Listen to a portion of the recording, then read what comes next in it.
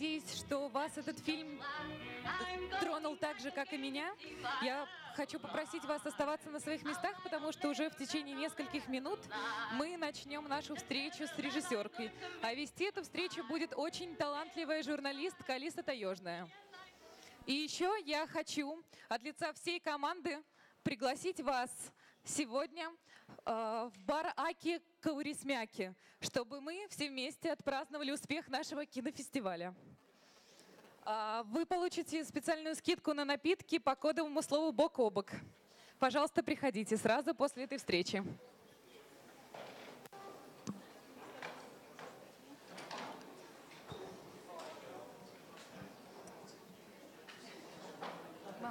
Нам нужны напитки, нам нужно 3 стаканчика и 3 лимонада. Так, 3 стаканчика взяла Таня, она их несет. Вот, у нас есть лимонады. Нет, там шатка, тут шатка. Что делать? Все вынести туда, вынести столик. А куда? Бля, ну ладно.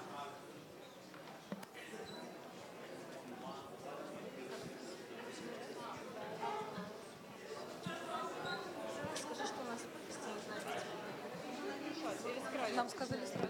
Слушайте, это не...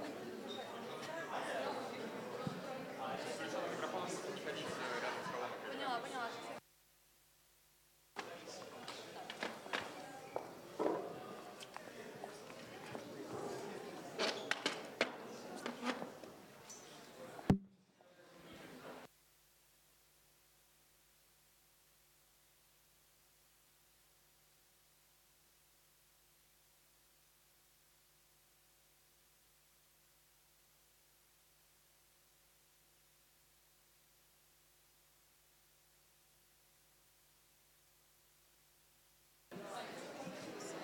Предлагают начинать прямо сейчас. Так, да, хорошо. Для переводчика есть точка? Не, у нас тут, да, вот я, у нас все трое.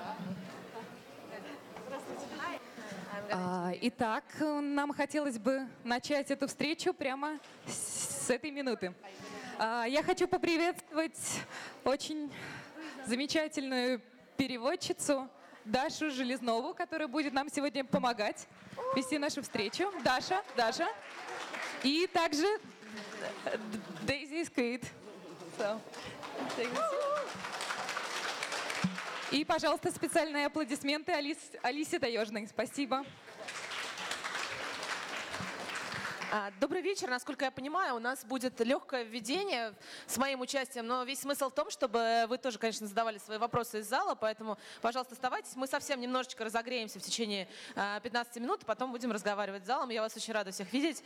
Очень приятная всегда публика у бок о бока, уже не первый раз я с ним, и мне очень приятно видеть вас вечером здесь.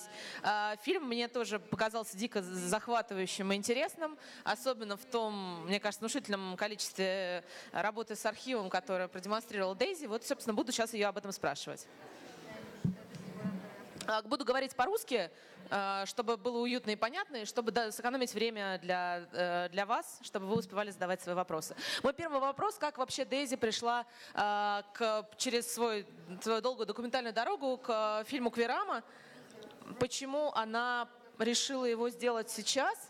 И с какого момента началась работа над этим фильмом? Okay. Hi, everyone. Spasiba for having me. Thank you.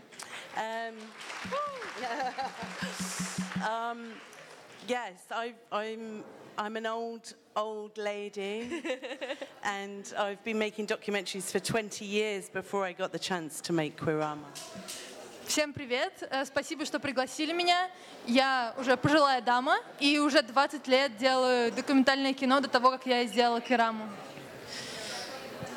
And I always wanted to make this film, but it's hard to get the money to make this kind of film. And I had to stop working in television and go teaching documentary, and then I could make this film. Я всегда хотела сделать этот фильм, но получить на него финансирование довольно трудно на такой тип фильма, и поэтому мне пришлось уйти из телевидения и начать преподавать. Расскажите, пожалуйста, где вы преподавали, чему учили своих студентов и в чем была самая большая проблема поиска бюджетов? Это работа с большим архивом, это количество ассистентов, это в целом объем информации, который нужно было обработать.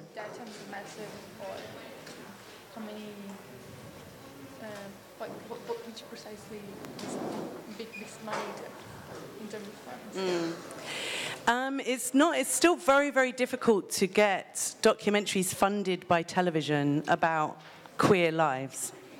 До сих пор очень сложно получить финансирование именно для того, чтобы спродюсировать документальное кино для телевидения. Obviously, it's 15 years now that it's legal for everyone, all gay people, but the TV industry thinks that there's a tiny little audience, which is not actually true.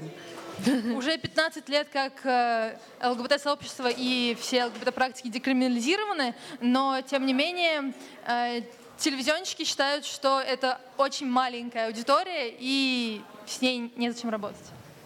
And now I teach at Goldsmiths London Arts University. And I didn't used to be out to my students, but obviously now they've seen this. Я сейчас преподаю в университете искусств Goldsmiths в Лондоне, и раньше мои ученики, мои студенты не знали, что я принадлежу к сообществу, но теперь они, конечно, смотрели этот фильм. Скажите, пожалуйста, когда начинали вы этот фильм, вы знали, что вы будете искать? Вы знали точно, что вы собираетесь найти? Или по пути возникало очень много удивительных находок, которых вы даже не догадывались?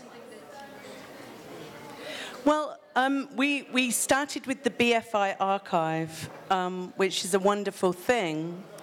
But actually, I think I used everything that could remotely be considered queer in the archive. Мы начали с архива Британского киноинститута. Это потрясающая вещь, но на самом деле в итоге я использовала все, что имело хотя бы какое-то малейшее отношение к квиру и квирности.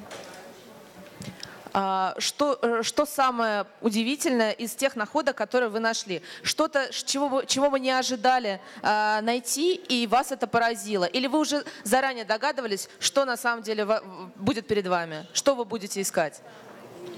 То есть это было такой фильм исследования, или в процессе вы выясняли, что вы будете снимать? Или это был фильм уже с заранее готовой целью, вы искали материал для своих уже готовых целей?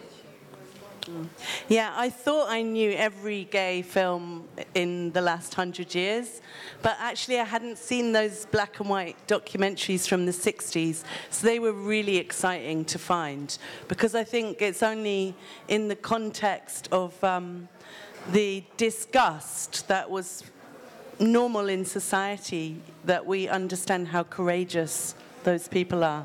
Sorry, I said too much. No, it's fine. Я думала, что я, конечно, знаю все квирные фильмы, которые существуют, но для меня стали открытием те черно-белые фильмы, документалки из 60-х, и я была очень рада их найти, потому что именно в контексте вот этого отвращения, которое общество испытывало к сообществу, мы понимаем, насколько смелыми были люди, которые в них участвовали. Собственно, мой следующий был вопрос про гомофобию. Конечно же, сейчас люди в Великобритании, скорее всего, стесняются, даже если у них есть гомофобные взгляды, их каким-то образом выражать. Этот фильм демонстрирует разницу поколений, того, что было принято в среде, считалось абсолютно удобоваримым и нормальным для общественной дискуссии в тот момент. И мой вопрос, собственно, в том, какое у вас лично было ощущение, когда вы смотрели эти съемки? Насколько вы соотносили это, может быть, своими воспоминаниями из раннего детства, из молодости, может быть, от людей старшего поколения? И насколько это сейчас точка зрения, которая общественно порицается? Yeah, I think that there's still plenty of homophobia in the UK. That's the first thing that's important to say. When I was growing up, I thought my problem was gender. I didn't realize that it was also sexuality, because they're separate and I experienced both. My mother Should I carry on? Конечно, сейчас первое, что я должна сказать, что в Великобритании гомофобия все еще существует. Что же касается меня, когда я росла, я думала, что моя основная проблема касается гендера. Потом я поняла, что есть еще и сексуальность, это две разные вещи, я испытываю обе, и это как бы разные параллельные проблемы. My mother's Irish Catholic, and she was absolutely devastated when I told her that I was that I had a girlfriend. I think I was about 19. And she cried and started praying, Jesus, what have I done wrong? Моя мать происходит из ирландской католической среды, и когда я ей рассказала, что у меня есть девушка, она была раздавлена совершенно. Это было примерно, мне было 19 лет, и она начала, она возопила просто, «О, Иисус, что я сделала не так?» But then, you know, I have 2 teenage kids with a gay man, and now my children are kind of teaching her to be more understanding. Но сейчас у меня есть 2 ребенка, они оба подростки, их отец гей, и они, собственно, проделают основную работу по обучению моей матери. Because she loves them, of course. Потому что она, конечно, как бабушка их любит. She would say things like, you know, my sister is very supportive. My sister one day said at a family dinner, oh, you know, we should have known, she was remembering something. She said, we should have known you were a lesbian then. My mother was like, shh, not in front of the children. And my son was like 10, 11. He was like, Nan, come on. Моя сестра очень меня всегда поддерживала, и однажды за семейным ужином она что-то вспоминала из детства и говорила, вот, мы должны были тогда уже понять, что ты лесбиянка. И бабушка такая, нет, только не перед детьми, что ты говоришь? И сын, которому тогда было 10 лет, сказал, ну, бабушка, ну что ты?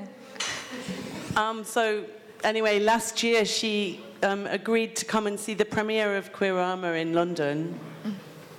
And before I went on stage to do this Q&A afterwards, it was at the BFI South Bank. It was quite a big audience. She said to me, please don't tell the audience that I'm homophobic. В прошлом году она пришла на премьеру Квирамы, которая проходила в, собственно, Британском киноинституте. И перед тем, как было очень много народу, и перед тем, как я вышла на сцену тоже для общения со зрителями, она попросила меня не говорить всем, что она гомофобна. I said, but you are, Mum. And she said, only a bit. Но, мам, это же правда. Она сказала, ну только немножко. But anyway, the thing that I wanted to say about homophobia, and particularly with our families and the people that we see every day, is I think as I get older, I realize it's just so important just to hold steady and to know yourself. And if you have, you know, like when you're on the plane and they say, put your own oxygen mask on before you can help others. Do you understand? That that's what we have to do. That when we know ourselves and feel comfortable in our various sexualities and gender identities, then we can tell other people, this is how I'm happy, so you can't argue. Что я хотела сказать про гомофобию в семье и в окружении, это то, что я всегда призываю сохранять спокойствие и стараться чувствовать себя комфортно. Это та же ситуация, как когда в самолете говорят, сначала наденьте кислородную маску на себя, сначала помогите себе, когда мы осознаем свою идентичность и будем в ней комфортно находиться, тогда это, в общем, путь к счастью по рецепту моему, Дэйзи. Дэйзи, скажите, пожалуйста, видно, что гигантская работа проведена с информационными поводами, с документалистикой, с игровым кино. Какие вещи вам пришлось выкинуть? Наверняка от кучи вещей пришлось избавиться, пока вы собирали этот фильм в 70-80 минут. Расскажите, чем вы пожертвовали, от чего пришлось отказаться в процессе? There were some things that I could not have. I only had 12 weeks to make this film. Извините сразу, а почему такой дедлайн быстрый? Почему 12 недель? Why was the deadline? Oh, we had a deadline because it was the 60th anniversary, the 50th anniversary of the decriminalization of homosexuality in 1967. Let me just have this. У меня было только 12 недель для того, чтобы поработать над этим фильмом, чтобы его сделать вообще, потому что дедлайн был обусловлен тем, что приближалась 50-летняя годовщина декриминализации гомосексуальности в Великобритании. So we had to make it very quickly. So there were some things we couldn't have because we couldn't afford them, and there were some things we couldn't have because the people in them didn't want us to say that it was in any way queer. То есть, во-первых, у меня было мало времени, во-вторых, некоторые вещи мы не могли включить по финансовым соображениям, и в-третьих, люди, которые находились на пленке, возражали против того, чтобы их использовали, и что это имеет какое-то отношение к квирности. Because it was kind of really important to me that we have the subtextual queerness as well as the overt representations of homosexuality. Because I think when we all grow up, those are the we find ourselves on screen despite not necessarily being supposed to be there. So I wanted to find the subtextual representation. Потому что для меня было важно, чтобы квирность читалась в подтексте, а не только в том, что открыто считывается как квирное, потому что когда мы растем в нашем взрослении, мы все равно видим себя на экране, несмотря на то, что это что-то, что не маркируется как квирное изначально, но мы узнаем себя в каких-то аспектах. Мой следующий вопрос, собственно, о таких показах, похожих на то, что происходит сейчас здесь. Наверняка Квираму показывали в большом количестве стран и городов, где отношение к гомосексуальности и квир-культуре не такое либеральное, как в Великобритании или, допустим, в Штатах, в многих странах Западной Европы. Как люди реагировали в этих местах на этот фильм? Что с ними больше всего резонировало? To this film? Yeah. I mean, I'm still going around the world with it. I was in Romania recently, and that was very interesting. And I'm in South Korea next week with the film. It's really fascinating to see, how people react to it. Because it seems to me that it's so British. Why would anyone in any other country? There's so many little things that you can't possibly. You're so patient.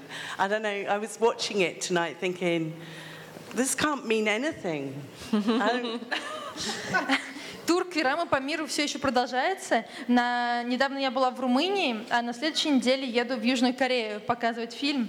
И меня очень поражает то, что люди его смотрят, потому что мне кажется, что это очень британский фильм, и мне кажется, вы очень все терпеливы, потому что я сейчас вот его смотрела с вами вместе, и мне казалось, что там столько таких нюансов, которые вроде как очень британские. But I think, in the UK, I still get yelled at in the street. I got yelled at in Moscow today in the street, just because if you walk around looking like this, for some reason it pisses people off. But that happens to me in Brighton, which is like the gay capital of Europe, maybe.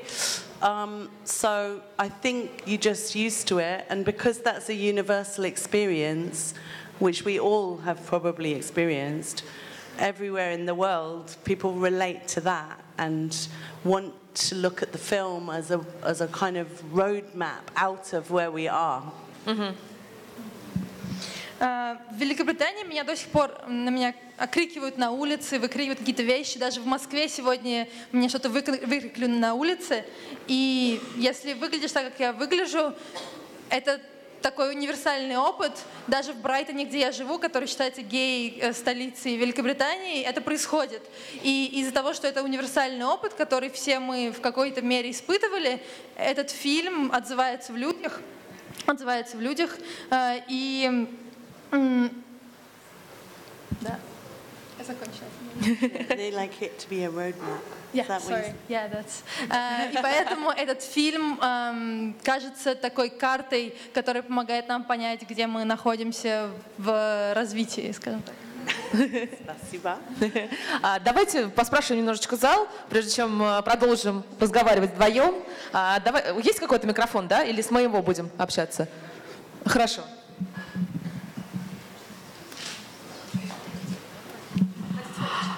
По-русски буду.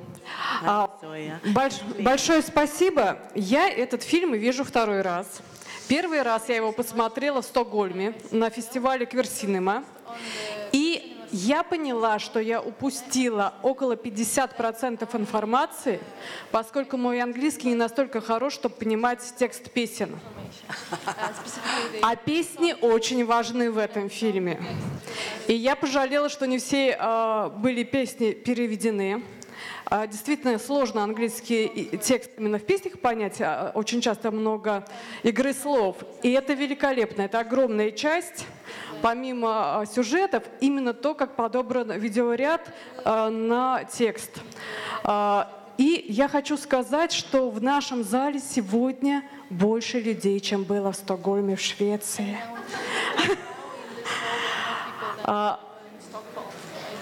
Абсолютно понятный фильм, вот мне кажется, вне зависимости. Он очень британский, но он очень отзывается, даже когда не понимаешь языка. Но вот это очень важно. И мне хотелось спросить, это как вы подбирали именно песни для монтажа? И вот этот вот зацикленность некоторых движений, это, конечно, отдельный респект. The which thing? The boomerang thing. Oh yeah. Спасибо.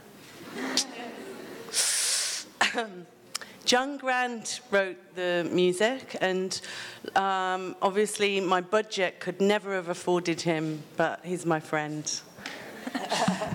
Большинство музыки написал Джон Грант, она принадлежит Джону Гранту, и я бы никогда не смогла оплатить включение его музыки в мой фильм, если бы не тот факт, что он мой друг.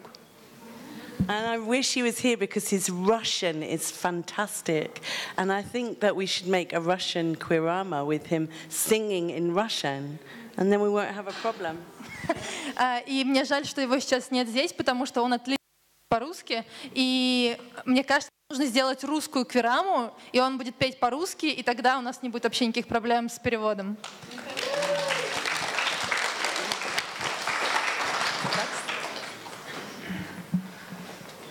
Thank you for this evening. My question will be about your film. And if someone asks me, what did you see this evening? And yeah, I would like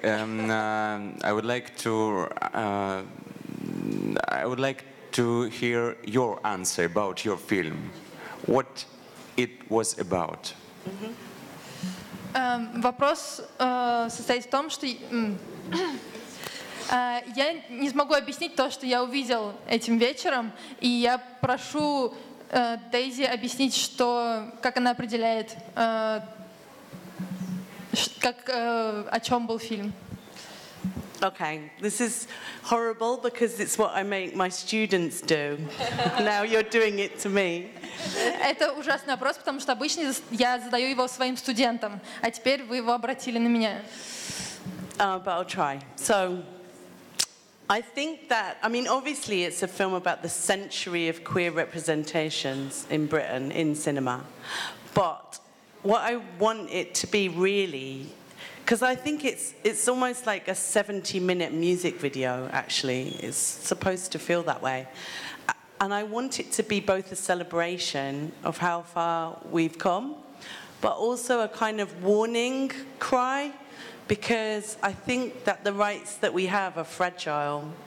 And in the UK, our progress with our human rights has gone backwards and forwards. It's not been steady. So it's a warning that we don't lose the rights that we have. Я попытаюсь ответить. Во-первых, это, конечно, отражение целого века, столетия квирной репрезентации в британском кинематографе.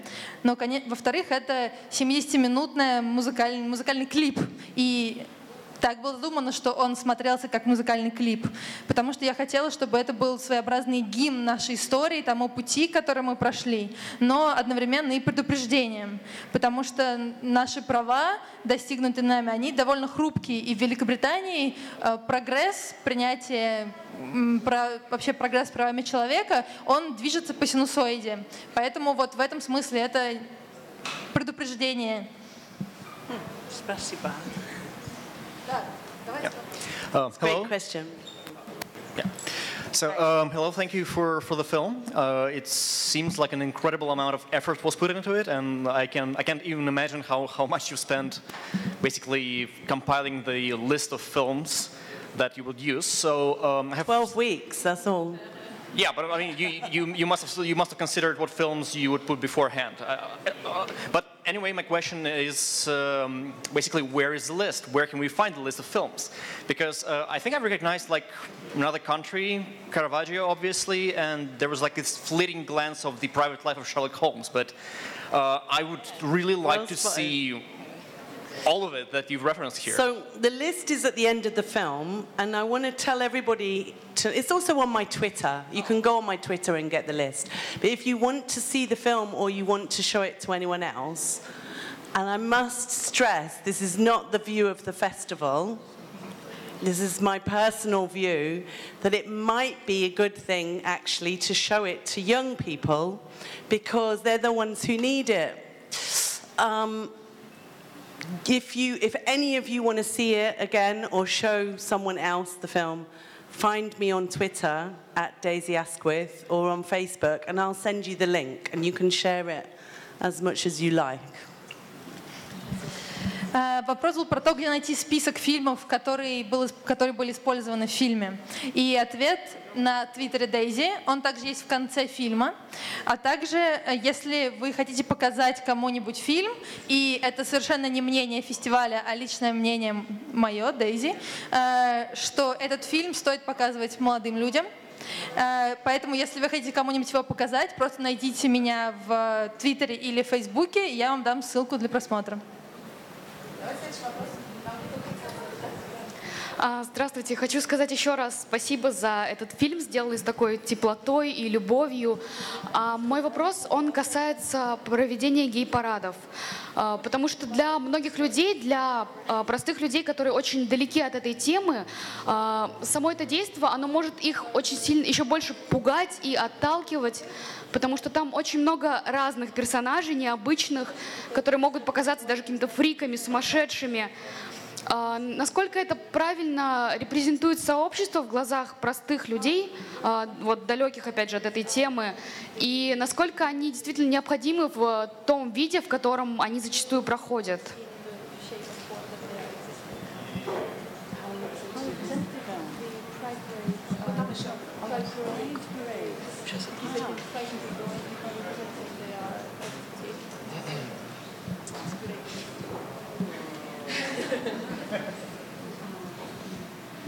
Well, I don't go to Pride. Personally, I can't stand the crowds. Лично я не хожу на прайды, потому что я не терплю толпы. But, you know, I'm really glad that people do go to Pride because I think it's the importance of showing that we are proud of ourselves, that we're not ill and miserable. Those are the things that win over our mothers and fathers. They see that we're happy, genuinely happy and well, and that we can raise happy children and make beautiful relationships and have fantastic sex with each other, and that's what wins people over. So I'm all for Pride. I think some gay people find it a bit much, you know, but I still think we need it.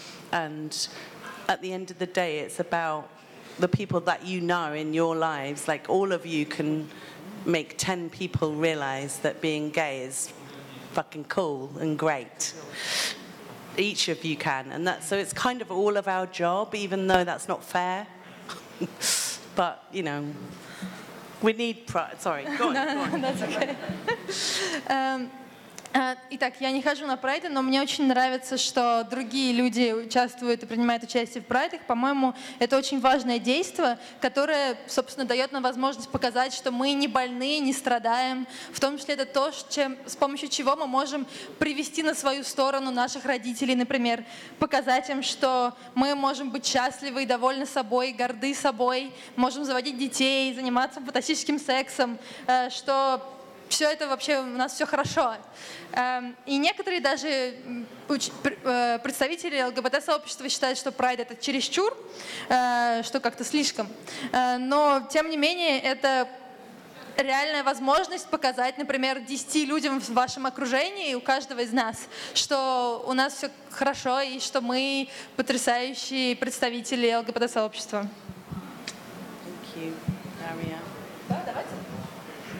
Спасибо за фильм, очень хороший, замечательный фильм. Скажите, пожалуйста, вот именно с вашей точки зрения, когда вы делали этот фильм, насколько вы были объективны к ЛГБТ-сообществу? То есть в насколько равной степени вы представили позиции как те, кто одобряет, так и тех, кто не одобряет это? И независимо от вашего ответа, почему? Спасибо.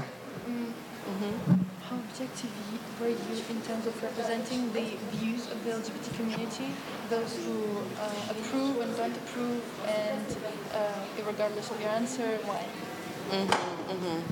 Well, of course, it's impossible to represent the entire queer, non-binary, gendered population of the UK with one film. Естественно, в одном фильме невозможно отразить и репрезентировать все квирное, небинарное,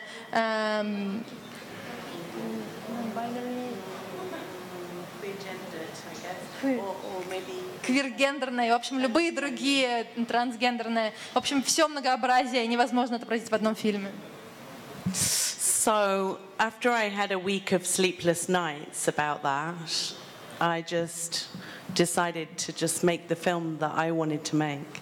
So it's not objective, in fact. It's subjective, totally. I think like all documentary.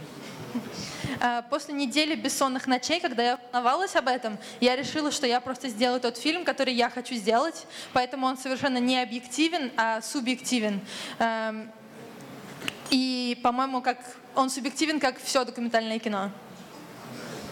But I think we come pretty close to finding at least something for everyone. Or at least, I only had one person really complain in the UK, and it was because there weren't any dogs in the film. And she said that dogs are really important to gay people. Но в итоге, мне кажется, мы очень близко подошли к тому, чтобы всем что-то досталось. Я слышала только одну жалобу о том, что в фильме нет собак. Потому что одна девушка сказала, что собаки очень важны для ЛГБТ-сообщества. So, thank you another time. So, let us imagine. Yeah, I'm still here. So, let us imagine. Time machine brought you to 1960, sorry. And what should you recommend them, all these guys? What should you say them to resist or any recommendations? Thank you. Okay, do you want to translate the question? Если бы вы перенеслись в 1960-е годы на машине времени, что бы вы порекомендовали всем этим людям, которые героям фильма? Okay, so you asked me what I would do if I went back to 1960, but you're also asking me what I should tell you right now, aren't you? Вы одновременно спрашиваете меня рекомендации людям в 50-х, но также вы наверняка спрашиваете рекомендацию для вас лично сейчас. And I'd say it's not 1960, it's probably 1989. Okay, so you're doing great, that's the first thing. And I would say try to have courage and keep living your life as if no one else matters but you and the people that you love.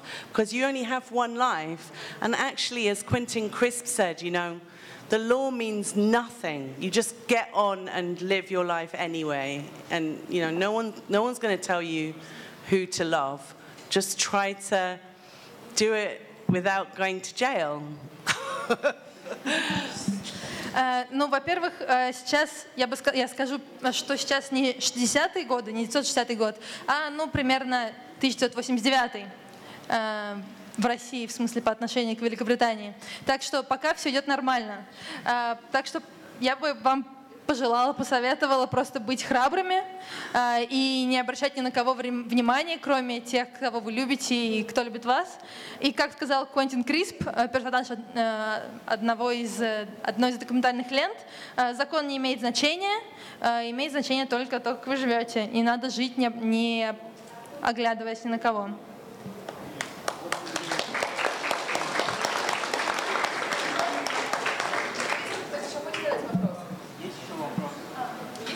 Я забыла. И постарайтесь не попасть в тюрьму. Последний. Спасибо. Тогда я пока продолжу спрашивать. Мне хотелось узнать, каким образом вообще Дэйзи пришла к документальному кино, потому что она с него начинала и продолжала достаточно длинную карьеру. Что случилось, почему она выбрала для себя этот способ самовыражения, каким образом она пришла в документалистику, потому что для момента, когда она только начала заниматься документальным кино 20-летней давности, это был достаточно, мне кажется, рискованный выбор для артистического человека, который хочет самовыразиться. И давление авторитета BBC, BFI как раз тоже огромное на человека-документалиста.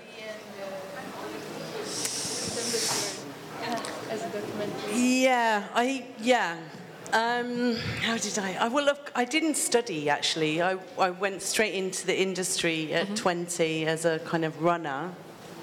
And I don't know, now I look back, I think maybe you make films in order to try to answer your own questions about life. But I obviously didn't know that's what I was doing at 20. I just love talking to people and found that, and I loved cameras, and found that I could get quite a good intimacy and rapport with the people that I was filming. Mm-hmm. So I was very lucky. I got known for that early on. Я не училась документалистике на самом деле, а просто, когда мне было 20, начала принимать участие в документальных съемках в качестве самого мелкого ассистента. Сейчас уже, оглядываясь назад, я понимаю, что я просто пытаюсь ответить на те вопросы, которые у меня есть о жизни. А так я просто любила говорить с людьми, мне нравились камеры, и у меня как-то мне повезло, мои работы заметили сразу практически, поэтому я получила некую известность. Скажите, Дэйзи, вам хотелось бы продолжить, сделать какое-то смысловое продолжение фильма «Квирама» с современниками, может быть, не британцами, а людьми по всему миру? Думали ли вы о том, что у «Квирама» может быть какое-то современное измерение, нынешнее продолжение этого проекта? Yes, absolutely. What I want to do is make the Russian Kvirama. I wasn't joking. I really do. So if anybody wants to kind of send me their greatest subtextual representations of queerness in Russian film, I would be overjoyed to receive your recommendations. Я не шутила, я хочу сделать русскую Квираму, поэтому если у вас есть какие-то идеи о том, в каких фильмах лучше всего вот эта вот подтекстуальная квирность проглядывается в русском кинематографе, присылайте мне их. Я с радостью их рассмотрю и буду очень благодарна. У меня еще такой вопрос. Почему вы выбрали для Квирамы именно ретроспективный подход, взгляд на прошлое, и они разбавили, например, вещи, связанные с историей, да, какие-то исторические факты, какими-то современными интервью, какой-то современной экспертизой, тем, как рассуждают о ситуации, о гомосексуальности уже сейчас, в 2017-2018 году? Почему вы сакцентировали свое внимание именно целиком на прошлом? Because I think it's really important to reclaim our history, because we have a history and it's just been deleted from the history books. Потому что я считаю, что очень важно нам забрать себе обратно свою историю, которую удаляют, не включают в учебники по истории, грубо говоря. Скажите, вы в самом начале вы сказали о том, что вам было трудно получить финансирование на ваш проект, несмотря на то, что уже 15 лет, собственно, квир-культура спокойно развивается. Как выглядит отказ в индустрии? Вас просто игнорируют, не замечают, говорят, эта проблема не имеет никакого значения. Какие формулировки используют люди, чтобы отказать? Как они вас останавливают? Yeah, they say gay doesn't rate. Они говорят, ЛГБТ не получает рейтингов. Ну, а как же Мишки Тедди на Берлинале, куча огромного количества фестивалей по всему миру? Неужели эти люди не тратят деньги на билеты? Yeah, of course they're wrong. They're wrong. Они, конечно, не правы. But because actually you don't have to be queer to be interested in queerness. Потому что на самом деле не обязательно быть квирным для того, чтобы интересоваться чем-то квирным. Вы пытались переубедить как-то этих людей или просто шли дальше?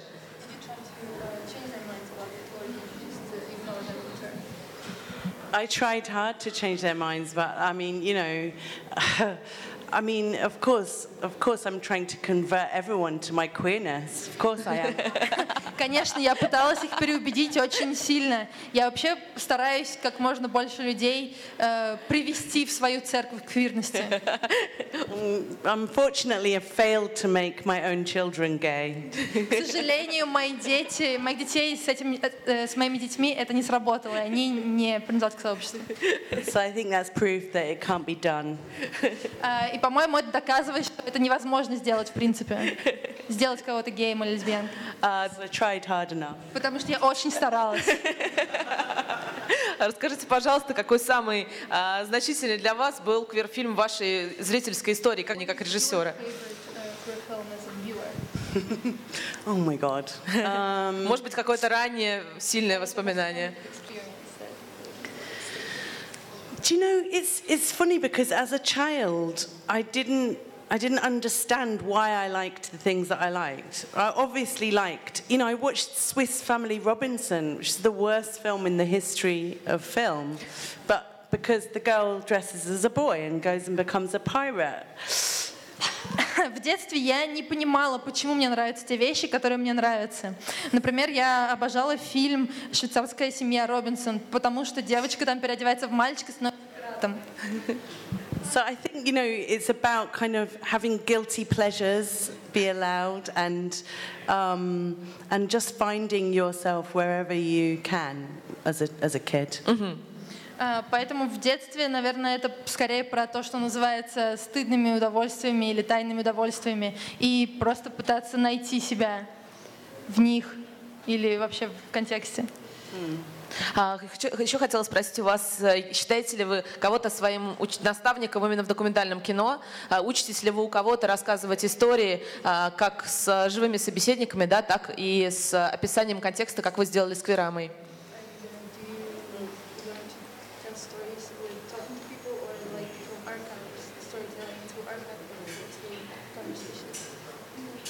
Well, normally, this is the second archive film I've made, but normally I make films about people in the present and in a very informal, intimate way. So I admire the British filmmaker Kim Longinotto very much. I admire very much some of the filmmakers who created the films in Kvirama. Campbell X is an incredible filmmaker that you should check out. Their surname is just an X. But they don't. Or maybe. And obviously the films of Isaac Julian are very important to me. And the first one? Это второй фильм, который я сделала по архивным материалам, потому что обычно мои фильмы, они построены на неформальном, очень простом, таком уютном общении, ламповом. Но из имен, которые режиссеров, которые меня восхищают, я могу назвать Кима Лонджинотта, Кэмпбелла Экс и Айзека Джулиана. Айзека Джулиана, да, который был автором одного из фильмов, которые были включены в Квираму, собственно. Друзья, у нас совсем мало времени осталось. Кто-нибудь еще хочет задать вопросы напоследок? Было бы здорово, если бы вы присоединились к нашему разговору. Супер. Здравствуйте. Я хотела бы задать вопрос по тому, как вы замечаете эту историю, когда проживаете ее. То есть вы же, в принципе, видели, как принимают эти законы в 2003 году, 2001. То есть если не обращаться к фильму, также это заметно или по-другому? Yeah, absolutely. This is it. You're in it. You are it, in fact. I mean, this festival is making history because, in fact, they're allowing me to come here and break the law because I openly promote homosexuality to minors. No, that's me breaking the law, not them, obviously. No, don't translate that. I think we're all making history right now, and of course you're in it. Every time you answer back your mother when she tries to tell you how to live your life, you're pushing history forward a little bit harder than it would, a bit quicker than it would have gone by itself. So, hooray for you. Конечно, замечаете это вы, собственно, и находитесь в истории. Мы все, вот этот фестиваль, он создает историю своим существованием и тем, что я здесь. И вы каждый раз, когда вы отвечаете своей матери, например, или кому-нибудь еще на советы, как жить, вы немножко подталкиваете историю, и это развитие становится быстрее, чем оно бы протекало само собой, без вашей помощи. Поэтому браво вам! Что, у нас есть последний вопрос? Или на этой прекрасной ноте мы закончим? Ну, закончим, наверное, на этой прекрасной ноте. Дейзи, спасибо. Вот еще вопросы есть, слава богу. Давайте. Опять же, хотелось узнать, вот как часто ЛГБТ-сообщество не принимает асексуалов, таких как я. И они считают, что мы чем-то больны, или как вот мы не хотим вступать в интимные отношения, или вот как я, например, не хочу даже вступать в романтические отношения. И считаю, что мы типа не доросли до секса. И вот как вот принимает ли вот, даже ЛГБТ-сообщество раньше не принимало бисексуалов, потому что они считали, что если, например, вот парень встречается с парнем, он обязательно, и вот если он обязательно потом уйдет к женщине, потому что ну, это более понятно, то есть бисексуал может, по крайнем случае, жениться на женщине, там, или девушка противоположным полом вступить в отношения. И вот как вот сообщество принимает асексуалов? К сожалению, негативно. И часто негативно, а в лучшем случае нейтрально. Вот так хотела бы сказать. Вопрос, когда про британский контекст спрашиваете? Или вообще?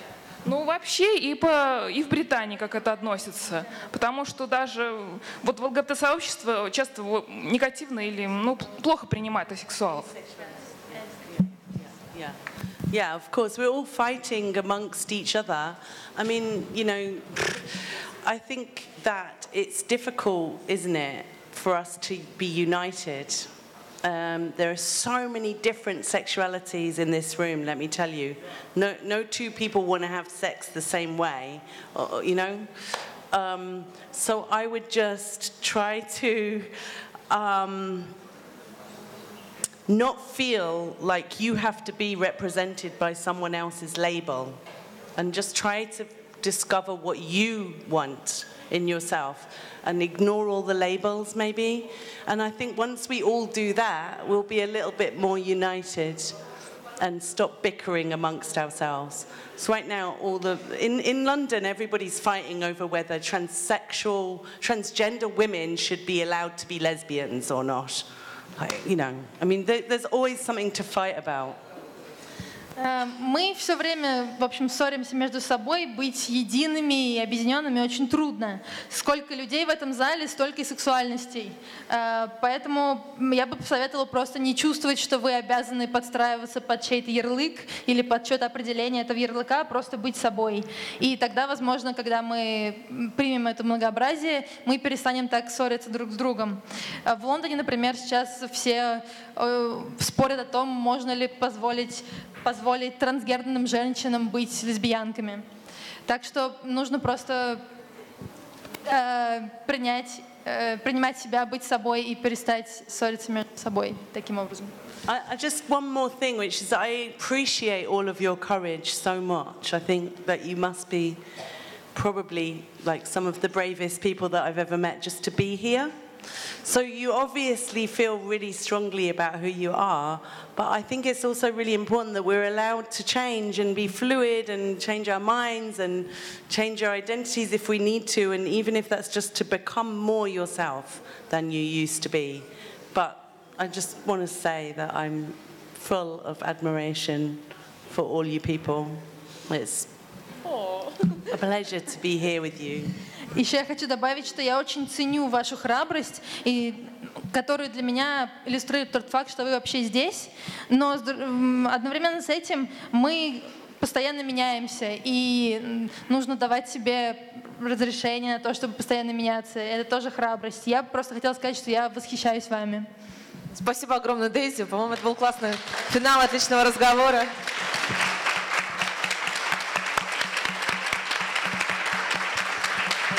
Большое вам спасибо за внимание. Ой. Спасибо. Thank you very much. Спасибо вам огромное. Спасибо за ваши вопросы. Хорошего вам вечера. Спасибо большое за такую увлекательную беседу. And we've got some present for you. That's for you. Oh, thank you, Спасибо. Oh, where is the pride? It won't fit me. It might fit one leg. No, спасибо большое. Спасибо большое. I'll give it to my daughter. Я хочу напомнить вам, что мы сразу будем собираться на выходе для того, чтобы все вместе пойти в бар Аки к